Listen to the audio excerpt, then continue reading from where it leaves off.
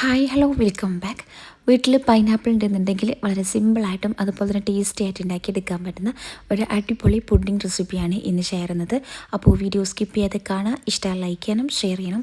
പിന്നെ ഈ ഒരു ചാനൽ സബ്സ്ക്രൈബ് ചെയ്ത് കാണുന്നവരുണ്ടെങ്കിൽ ഒന്ന് സബ്സ്ക്രൈബ് ചെയ്യാൻ കൂടി മറക്കല്ലേ. അപ്പോൾ നേരെ വീഡിയോയിലേക്ക് കിടക്കാം.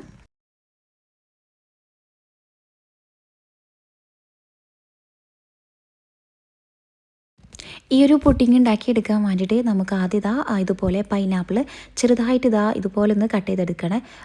ഞാനിവിടെ ഒരു പൈനാപ്പിളിൻ്റെ പകുതിയാണ് എടുത്തിട്ടുണ്ടായിരുന്നത്. ഇനി ഇത് നേരെ ഒരു പാത്രത്തിലേക്ക് ഇട്ട് കൊടുക്കുക. നമ്മളിത് വേവിച്ചെടുക്കുമ്പോൾ നോൺ സ്റ്റിക്കിൻ്റെ പാത്രത്തിൽ തന്നെ ഇത് വേവിച്ചെടുക്കാനായിട്ട് നോക്കണം. അല്ലാന്നുണ്ടെങ്കിൽ അടിയിലൊക്കെ പിടിച്ച ഒരു പൈനാപ്പിളിൻ്റെ ഒരു കളറൊക്കെ മാറി വരും കേട്ടോ. അപ്പോൾ അതുകൊണ്ട് തന്നെ ഇത് നോൺ സ്റ്റിക്കിൻ്റെ ഏതെങ്കിലും ഒരു പാത്രത്തിൽ വേണം ഇതൊരു പൈനാപ്പിൾ വേവിച്ചെടുക്കാനായിട്ട്.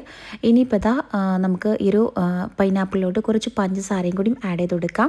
എന്നിട്ട് നല്ലോണം കുക്ക് ചെയ്തെടുക്കാം ഈ ഒരു പൈനാപ്പിൾ. ഇനി ഇതിലേക്ക് എക്സ്ട്രാ വെള്ളം ചേർത്ത് കൊടുക്കേണ്ട ആവശ്യമൊന്നുമില്ല. അത് ഇങ്ങനെ കുറച്ചിങ്ങനെ കുക്കായി വരുമ്പോഴേക്കും ആ ഒരു പൈനാപ്പിളിൽ നിന്ന് ഇതുപോലെ വെള്ളം ഇറങ്ങി വരും. അങ്ങനെ നമുക്ക് ആ ഒരു പൈനാപ്പിൾ അങ്ങ് വേവിച്ചെടുക്കാം കേട്ടോ. അപ്പോൾ ഇതുപോലെ ആയിരിക്കും കേട്ടോ. ആ ഒരു പഞ്ചസാരയൊക്കെ നല്ലോണം മെൽറ്റായി വന്നിട്ട് ആ ഒരു പൈനാപ്പിളിലേക്ക് പിടിക്കുന്ന രീതിയിൽ ഇതുപോലെ അങ്ങനെ ഡ്രൈ ആയി വരും. അങ്ങനെ വരുന്ന ആ ഒരു ടൈമിൽ നമുക്കിതിൻ്റെ ഗ്യാസ് ഓഫ് ചെയ്ത് ഇതൊന്ന് തണുക്കാനായിട്ട് മാറ്റി വെക്കണം. ഇതൊന്ന് തണുപ്പിച്ചെടുക്കണം കേട്ടോ. ഈ ഒരു ടൈമിൽ നമുക്ക് ഇതിലേക്കുള്ള വിപ്പിംഗ് ക്രീം ഒന്ന് ബീറ്റ് ചെയ്തെടുക്കണം. അപ്പോൾ അതിനകത്ത് കുറച്ച് വിപ്പിംഗ് ക്രീം എടുത്തിട്ടുണ്ട്. അതൊക്കെ നമ്മൾ പുഡിംഗ് ഉണ്ടാക്കുന്ന ഇതിനനുസരിച്ചിട്ട് വേണം ഇവിടെ വിപ്പിംഗ് ക്രീമൊക്കെ ബീറ്റ് ചെയ്തെടുക്കാനായിട്ട്. കാരണം ഒരുപാടോ അല്ലെങ്കിൽ 2 ട്രേയിലൊക്കെ ഉണ്ടാക്കി എടുക്കുകയാണെന്നുണ്ടെങ്കിൽ കുറച്ചധികം തന്നെ എടുത്തിട്ട് ബീറ്റ് ചെയ്തെടുക്കുന്നതായിരിക്കും നല്ലത്. അപ്പോൾ ഞാനിവിടെ വിപ്പിംഗ് ക്രീം ഇതുപോലെ ഒന്ന് തിക്കാക്കിയിട്ട് ഒന്ന് ബീറ്റ് ചെയ്തെടുത്തിട്ടുണ്ട്.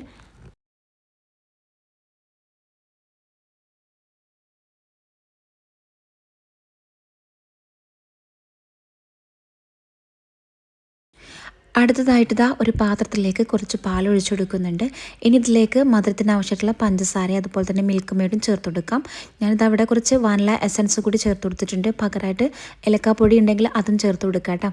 അപ്പോൾ ഞാനിവിടെ നേരത്തെ പഞ്ചസാര കുറച്ച് ചേർത്ത് കൊടുത്തിട്ടുണ്ടായിരുന്നു. പിന്നീട് ബാക്കി മധുരത്തിനായിട്ട് മിൽക്ക് മെയ്ഡും കൂടി ചേർത്ത് കൊടുത്തിട്ടുണ്ട് കേട്ടോ. ഇനി ഇതിലേക്ക് വേണ്ടത് കസ്റ്റാർഡ് പൗഡറാണ്.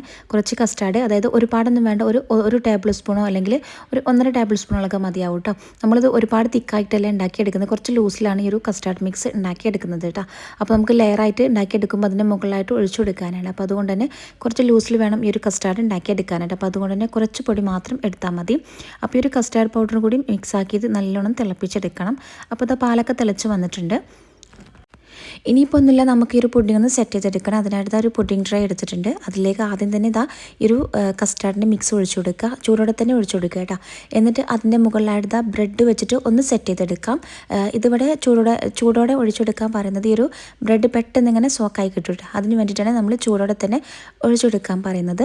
അപ്പോൾ അതിലെ ഫസ്റ്റ് ലെയറായിട്ട് ഞാൻ കുറച്ച് അതല്ലെങ്കിൽ ഒരു 2 ബ്രെഡ് വെച്ച് കൊടുത്തിട്ടുണ്ട്. പിന്നെ അതിൻ്റെ സൈഡിലായിട്ടും ബാക്കി ബ്രെഡ് ഇതുപോലെ ഒന്നിങ്ങനെ വെച്ച് കൊടുത്തിട്ടുണ്ട് കേട്ടോ. ഇനി അതിൻ്റെ മുകളിലായിട്ട് വീണ്ടും നമ്മളിപ്പോൾ റെഡിയാക്കി വെച്ച ആ ഒരു കസ്റ്റാർഡിൻ്റെ ആ ഒരു മിക്സ് വീണ്ടും ഒഴിച്ചു കൊടുക്കുക. ഇനി അടുത്തതായിട്ട് ഇപ്പോൾ ബീറ്റ് ചെയ്ത് വെച്ച ആ ഒരു വിപ്പിംഗ് ക്രീം അതും കൂടി ഇതിൻ്റെ മുകളിലായിട്ടൊന്ന് ഇട്ട് കൊടുക്കുക. എന്നിട്ട് ജസ്റ്റ് എല്ലായിടത്തേക്കും ഒന്ന് സ്പ്രെഡാക്കി കൊടുക്കുക കേട്ടോ. ഇത് ലെയറായിട്ടാണ് നമ്മൾ ചെയ്തെടുക്കുന്നത്. ഞാനിപ്പോൾ ഇവിടെ 2 ലെയറായിട്ടാണ് ചെയ്തെടുക്കുന്നത് കേട്ടോ. അപ്പോൾ വിപ്പിംഗ് ക്രീം എല്ലായിടത്തേക്കും ഇതുപോലെ ഒന്ന് സ്പ്രെഡാക്കി കൊടുത്തിട്ടുണ്ടായിരുന്നു. ഇനി ഇതിൻ്റെ മുകളിലായിട്ട് നിങ്ങൾക്ക് വേണമെന്നുണ്ടെങ്കിൽ കുറച്ച് നട്ട്സൊക്കെ ആഡ് ചെയ്ത് കൊടുക്കുക കേട്ടോ. നട്ട്സ് ഇഷ്ടമാണെന്നുണ്ടെങ്കിൽ അത് ചേർക്കണമെന്നുണ്ടെങ്കിൽ മാത്രം ചേർത്ത് കൊടുക്കുക. ഞാനിപ്പോൾ ഇതിൻ്റെ മുകളിലായിട്ട് നമുക്ക് ഇപ്പോൾ റെഡിയാക്കി വെച്ച ആ ഒരു പൈനാപ്പിൾ അതിൽ നിന്ന് കുറച്ചെടുത്തിട്ട് ഇതുപോലെ ഒന്ന് ഇട്ട് കൊടുക്കുക. എന്നിട്ട് വീണ്ടും അതിൻ്റെ മുകളിലായിട്ട് ബ്രെഡ് വെച്ചിട്ട് നമ്മൾ നേരത്തെ ചെയ്തതുപോലെ തന്നെ അതുപോലെ തന്നെ ഒന്ന് സെറ്റ് ചെയ്തെടുക്കുക. ബ്രെഡ് വെച്ച് കൊടുക്കുക. പിന്നെ വീണ്ടും ആ ഒരു കസ്റ്റാർഡിൻ്റെ മിക്സ് ഒഴിച്ചെടുക്കുക. എന്നിട്ട് ലാസ്റ്റായിട്ട് ബാക്കി വരുന്ന ആ ഒരു വിപ്പിംഗ് ക്രീമും കൂടി അതിൻ്റെ മുകളിലായിട്ടൊന്ന് സ്പ്രെഡാക്കി കൊടുത്തതിന് ശേഷം ബാക്കിയുള്ള ആ ഒരു പൈനാപ്പിളും കൂടി അതിൻ്റെ മുകളിൽ ഫുള്ളായിട്ട് അങ്ങ് വിതറി കൊടുക്കണം.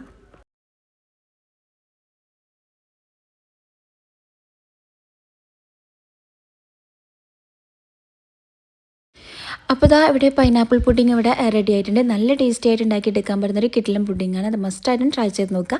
ഇത് നല്ലോണം തണുപ്പിച്ചിട്ട് വേണം കഴിക്കാനായിട്ട്. അപ്പോൾ ഇഷ്ടമായാൽ ലൈക്ക് ചെയ്യാനും അതുപോലെ തന്നെ ഈ റെസിപ്പി ട്രൈ ചെയ്തുകൊണ്ട് ഫീഡ്ബാക്ക് അറിയിക്കാനൊന്നും മറക്കല്ലേ.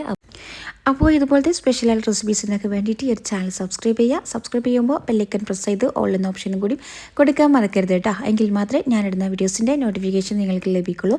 അപ്പോൾ ഇൻഷാല്ലാ പുതിയൊരു വീഡിയോയിൽ കാണാം. താങ്ക്